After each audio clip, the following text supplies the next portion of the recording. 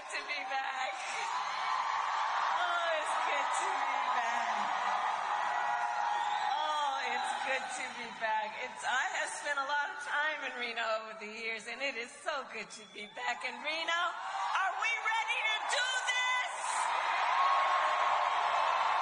Are we ready to vote? Are we ready to win? Yes. It is so good to be back and with so many incredible leaders. And I want to just start by thanking everyone here for taking time out of your busy lives to be here this afternoon for us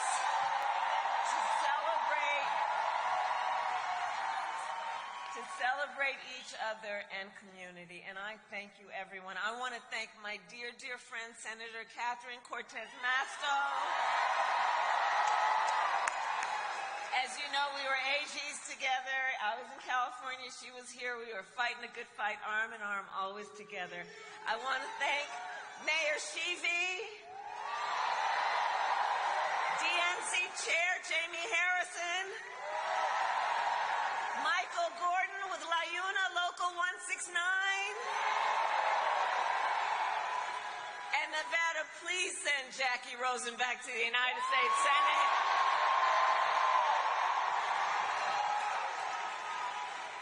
And to all the tribal, elected, and community leaders with us today, I thank you. I thank you. I thank you. So, Reno, tomorrow, well, by the way, happy Halloween. So tomorrow, Friday, November 1st, is the last day to vote early in person. And if you are voting by mail, please do not wait. Sign the envelope and return your ballot today. Your ballot must be returned to a drop box or postmarked by Election Day next Tuesday, November 5th. So please help get the word out and ask people to go to iwillvote.com if they're not sure. And spread the word. And we need you to vote, Nevada. You are going to make the difference in the outcome of this election, and I thank you. I thank you.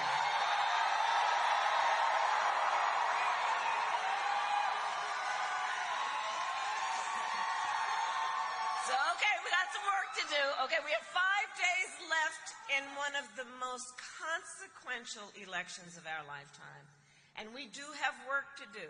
But here's the thing I know about everybody here. We like hard work. Hard work is good work. Hard work is joyful work. And make no mistake, we will win. We will win.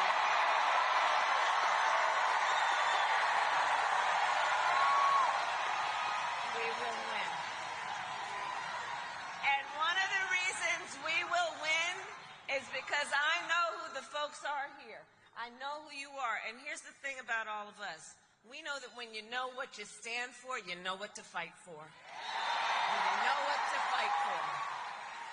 And we know we have an opportunity in this election to turn the page on a decade of Donald Trump trying to keep us divided and afraid of each other. We're done with that. We're exhausted by it. We're done with that. We're done with it. And Reno, this is the thing. We know that this is not who we are. That's not who we are. And it is time for a new generation of leadership in America. And I am ready to offer that leadership as the next president of the United States.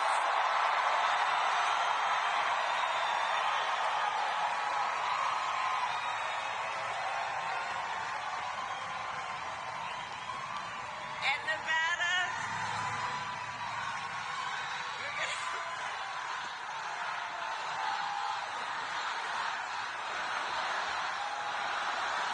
Thank you. All right. Okay. We got work to do. So listen, but let me say this, and a lot of folks here know, I am not afraid of tough fights. For decades, as a prosecutor and as top law enforcement officer of the first cousin in Nevada, California, I won fights. I won fights with Catherine against the big banks that ripped off homeowners,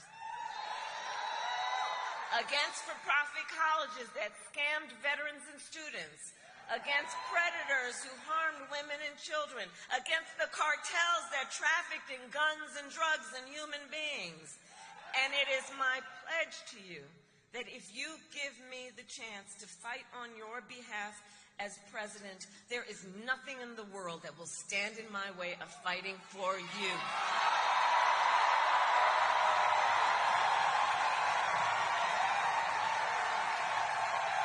For the people. And look, we know who Donald Trump is. Because we all know he is not someone who is thinking about how to make your life better. And this is someone who is increasingly unstable, obsessed with revenge, consumed with grievance, and he's out for unchecked power. And in less than 90 days, either he or I will be sitting in the Oval Office.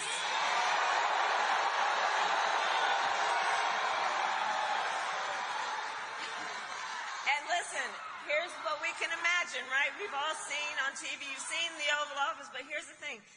We have to get the word out to help people even just visually imagine what that day will be. Because if elected, Donald Trump on day one would walk into that office with an enemies list. When I am elected, I will walk in with a to-do list on behalf of you. And at the top of my list is bringing down your cost of living. That will be my focus every single day as president. I will give a middle-class tax cut to over 100 million Americans, enact the first ever federal ban on corporate price gouging on groceries. I've taken on that issue before, I'll take it on again. I will make housing more affordable by building more homes and taking on corporate landlords who unfairly buy up all these properties and jack up rents. We will fight for working families by raising the minimum wage and eliminating taxes on tips for service and hospitality workers.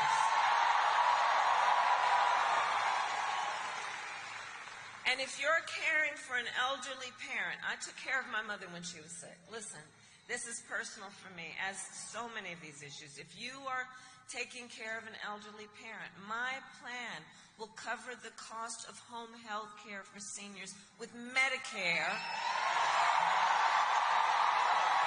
so you don't have to deplete whatever savings you got to qualify for Medicaid. It's just about dignity so that seniors can stay in their homes and you can be able to do all that you need to do, especially if any of you are in that sandwich generation, raising young kids while you're taking care of your parents.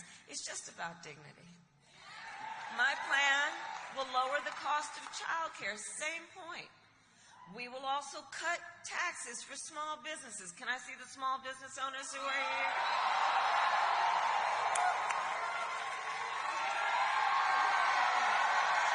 Oh, I love our small businesses. And we will lower health care costs, because here's where I come from. I believe that health care should be a right and not just a privilege of those who can afford it.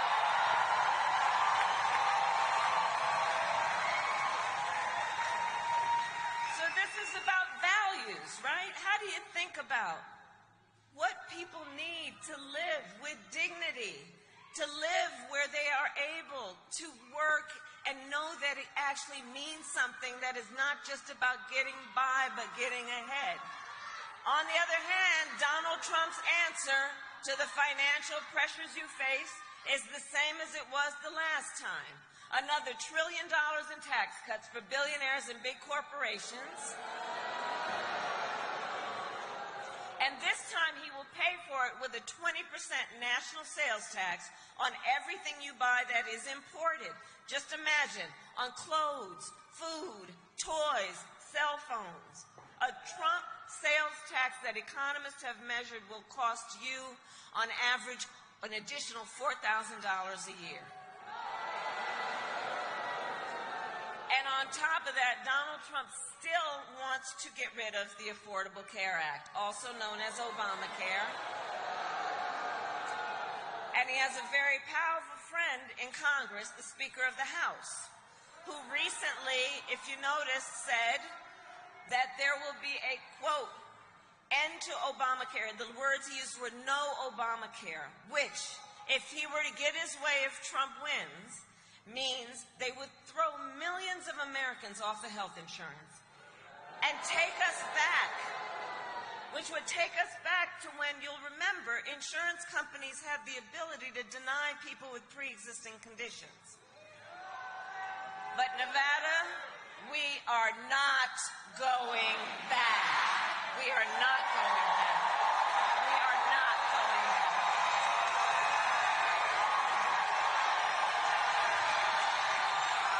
We are not going back. We're not going back. We're not going back. And we are not going back because ours is a fight for the future.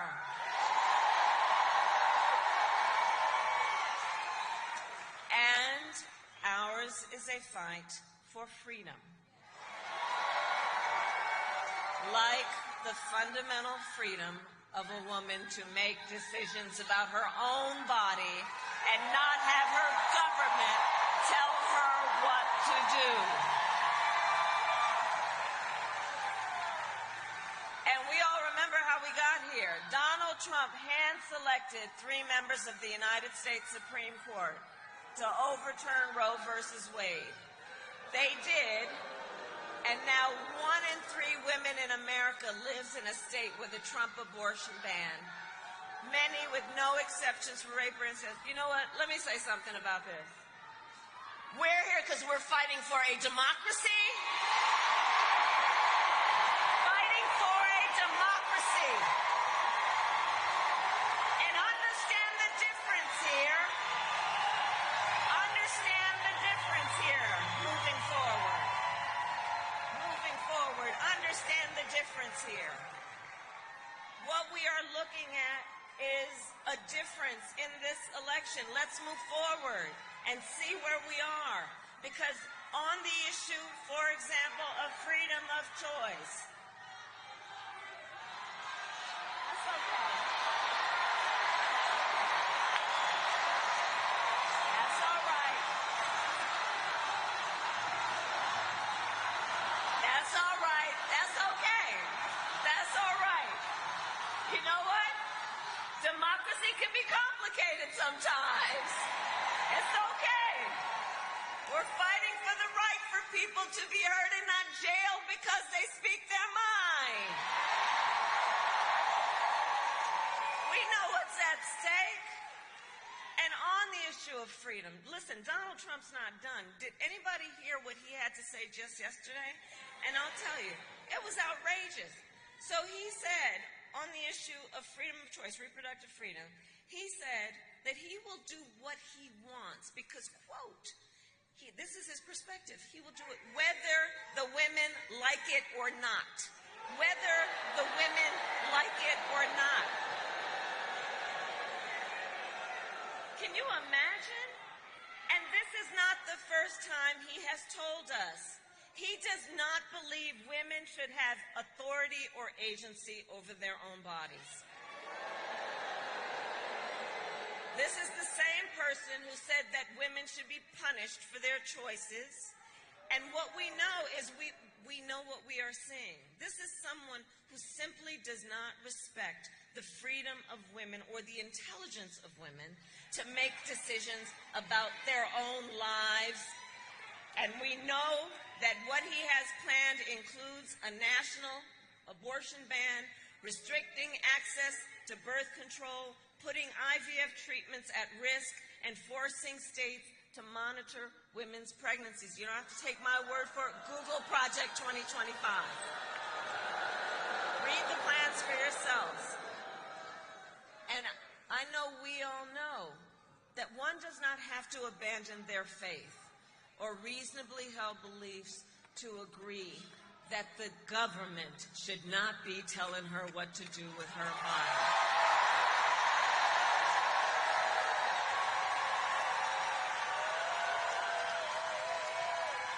So, Nevada, to protect your right to make your own health care decisions, vote yes on question 6.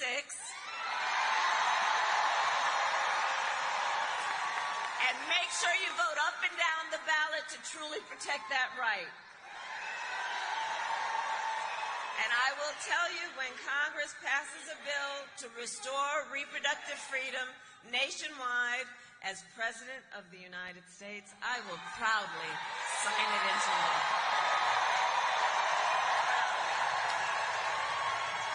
Proudly. So, Nevada, I am here asking for your vote. I am asking for your vote.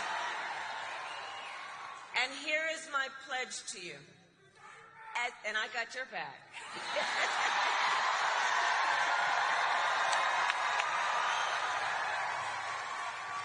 As President, I pledge to you to seek common ground and common sense solutions to the challenges you face. I am not looking to score political points. I am looking to make progress. And I pledge to listen to experts, to listen to those who will be impacted by the decisions I make, and to listen to people who disagree with me. Because that's what real leaders do. That's what real leaders do. And unlike Donald Trump, I don't believe that the people who disagree with me are the enemy. He wants to put them in jail. I'll give them a seat at the table. That's what leadership looks like. And I pledge to you to always put country above party and self, and to be a president for all Americans. For all Americans. So it all comes down to this. We are all here together. And again, you are taking this time to be here because we love our country. We love our country. And when you love something, you fight for it. You fight for it. And I do believe it is one of the highest forms of patriotism, of our expression of our love for our country, to then fight for the ideals of our country and to fight to realize the promise of America. And I'm going to tell you, I have always believed in our nation's promise because I have lived it. I grew up a child of the civil rights movement. My parents would take me to marches when I was in a stroller. And at those places, people from all walks of life came together to fight for the ideals of freedom and opportunity. You know, growing up, I saw how hard my mother worked to give her daughters the same chance our country gave her. And I was blessed to have family by blood and family by love, who instilled in me the values of community and compassion and faith. I've spent my life fighting for the people who have been hurt and who have been counted out.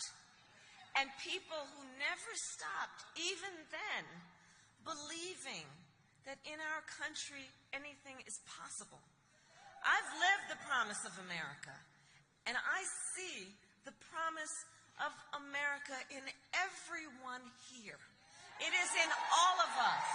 It is in all of us. It is in all of us. It is in the women who refuse to accept a future without reproductive freedom. It is in the men who support them. It is in the fathers and mothers who work hard every day for their children's future. It is in the Republicans who never voted for a Democrat before, but have put the Constitution of the United States above party.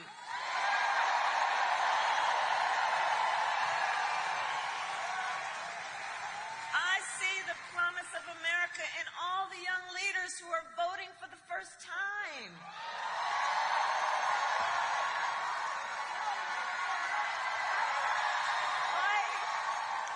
And I'll tell you what I love about this generation, Gen Z. I'm going to shout you out.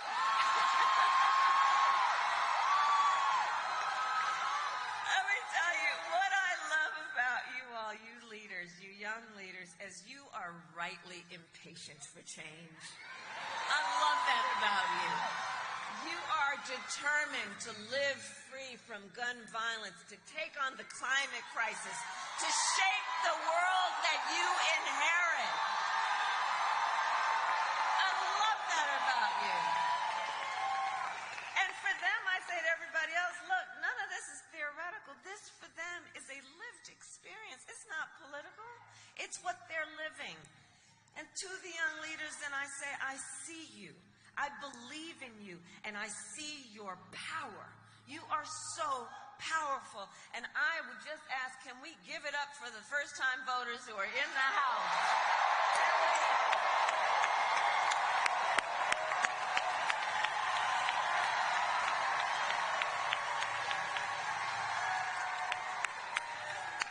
Right. See, I'm telling you, our future is bright. You just have to see it in front of you. The future of our country is bright. And so, to the people of Nevada, look, you are battle-born. And we are ready for the hard work ahead. We have 5 days to get it done. And so, look, nobody can sit on the sidelines. Let's spend the next 5 days so that when we look back on these days, we have no regrets. And let us make sure that we are knocking on doors, that we are texting folks, calling folks, reaching out to family and friends and classmates and neighbors and coworkers. And as we do, I have a request. As we do, please let's be intentional about building community. And let's be intentional about building coalitions. You know, these last many years, it's had a way of, trying to make people point their fingers at each other, trying to divide us, trying to make people feel alone. So let us all, in this moment, be intentional about building back up and reminding folks we have so much more in common than what separates us. So much more. So much more. And so, we all know here, your vote is your voice, and your voice is your power.